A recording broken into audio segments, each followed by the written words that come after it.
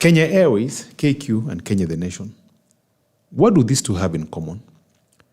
Let's have a conversation and let's consider 5 points of convergence for these two institutions.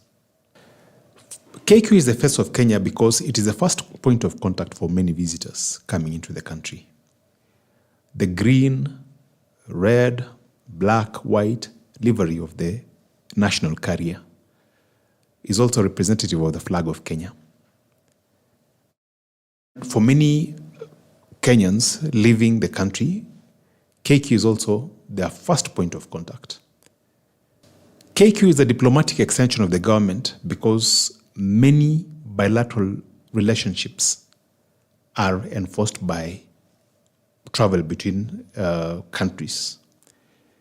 When Kenya signs bilateral agreements with the foreign countries, most often than not, they are ratified by flights, Kenya Airways flights into those countries and out of those countries. KQ has had a period of tremendous growth. By the way, that same growth was also experienced by the country that is in the halcyon days of the Kibaki administration. KQ grew in leaps and bounds, and so did the country. But KQ has also suffered a downturn starting from 2013, and it's the same case with the country. KQ and Kenya the Nation are in a symbiotic relationship. The government at the moment is involved in restructuring efforts, and it has helped KQ to manage part of its debt, which has led to the declaration of profit for the first time in 10 years. KQ also helps the government in terms of bringing in visitors. Of the 8 million that come in by air every year, 70 of these are carried on KQ. Further to that, KQ is an employer of 4,000 people directly, 16,000 people indirectly, and close to 500,000 people in industries that revolve around KQ.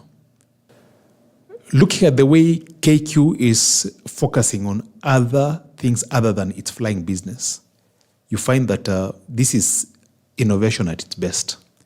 For instance, KQ has recently acquired European Union Aviation Safety Agency certification.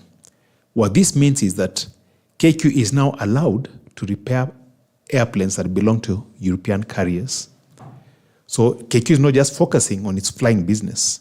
It's not just focusing on its cargo business. It's also focusing on what we call MRO, maintenance, repairs, and overhauls, not only of its fleet, but of also planes from other jurisdictions, specifically the European Union.